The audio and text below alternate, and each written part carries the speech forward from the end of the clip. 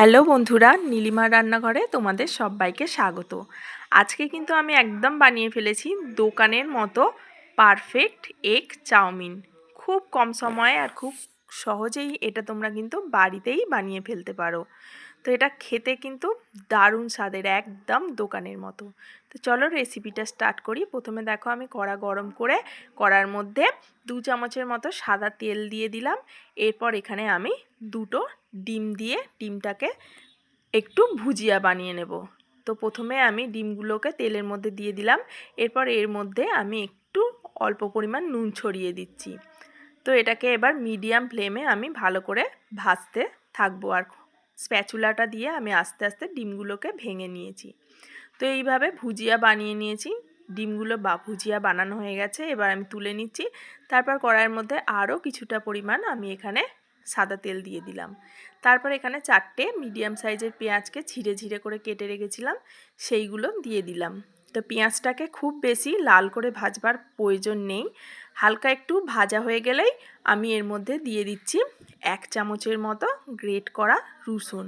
রসুনটা দিলে কিন্তু চাউমিনটার টেস্টটা দারুণ আসে। যারা রসুন দিয়ে চাউমিন এখনও করোনি তারা একবার বানিয়ে দেখো। তারপরে আমি এখানে কেটে রাখা বিনসগুলো দিয়ে দিলাম আর অল্প পরিমাণ নুন দিয়ে দিলাম, যাতে তাড়াতাড়ি বিনসগুলো খুব সহজে নরম হয়ে যায়। তো এটাকে আমি মিডিয়াম ফ্লেমে 2 থেকে 3 মিনিটের মতো ভেজে নিয়েছি। তারপর এখানে আমি দিয়ে দিচ্ছি গাজর কুচি। আমি সবজিগুলো এখানে একসাথে দিচ্ছি না, কারণ প্রত্যেকটা জিনিসেরই একটা ভাজার আলাদা টাইম রয়েছে। ভীম কড়াইটা তাড়াতাড়ি ভাজা হয় না, গাজরটা তাড়াতাড়ি ভাজা হয়ে যায়। তো তারপরে দেখো আমি এখানে দিয়ে দিলাম কিছুটা পরিমাণ ক্যাপসিকাম আর কিছুটা পরিমাণ পেঁয়াজ পাতা বা পেঁয়াজকলি। এটাকেও আমি 2 থেকে 3 মিনিট নাড়াচাড়া করে ভেজে নেব। সবজিগুলোর গায়ে যখন হালকা রং চলে আসবে, মানে ব্রাউন কালার রং চলে আসবে, তখন তোমরা বুঝবে সেটা পারফেক্ট ভাজা হয়ে গেছে। এরপর আমি এখানে দিয়ে দিচ্ছি কিছুটা পরিমাণ কুচনো বাঁধাকপি। তো এটাকে দিয়েও আমি 2-3 মিনিট ভেজে নিচ্ছি। সব সবজিগুলোকে কিন্তু আমি প্রথমে আলাদা আলাদা দিয়ে 2-3 মিনিট করে ভেজে নিয়েছি। তোমরা চাইলে এখানে একসাথেও ভাজতে পারো, বাট তেলটা আরও তাহলে বেশি দিতে হবে।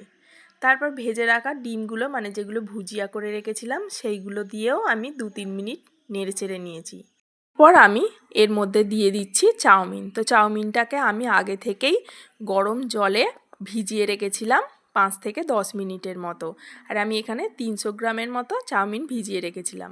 তারপর একটা হাতা আর খুন্তি দিয়ে এইভাবে সব কিছুকে, মানে নিচের জিনিসকে ওপরে তুলে তুলে এইভাবে ভেজে নিয়েছি। তারপর এতে আমি পরিমাণ মতো কিছুটা নুন দিয়ে দিচ্ছি। আমি সবজি ভাজার সময় কিছুটা নুন দিয়েছিলাম, সেই জন্য অল্প পরিমাণ নুন দিলাম। এরপর এখানে আমি দিয়ে দিচ্ছি 1.5 চামচের মতো সয়া সস। আর ভাজা মশলা দিচ্ছি, এটা আমি লঙ্কা, জিরে, ধনে আর গোলমরিচকে শুকনো খোলায় ভেজে গুঁড়ো করে রেখেছিলাম।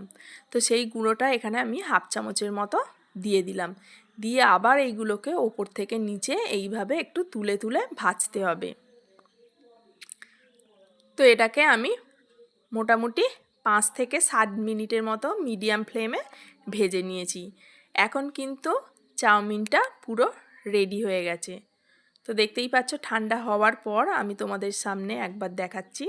একদম কিন্তু দোকানের মতো পারফেক্ট হয়েছে, আর খেতেও হয়েছে পুরো দোকানের মতো।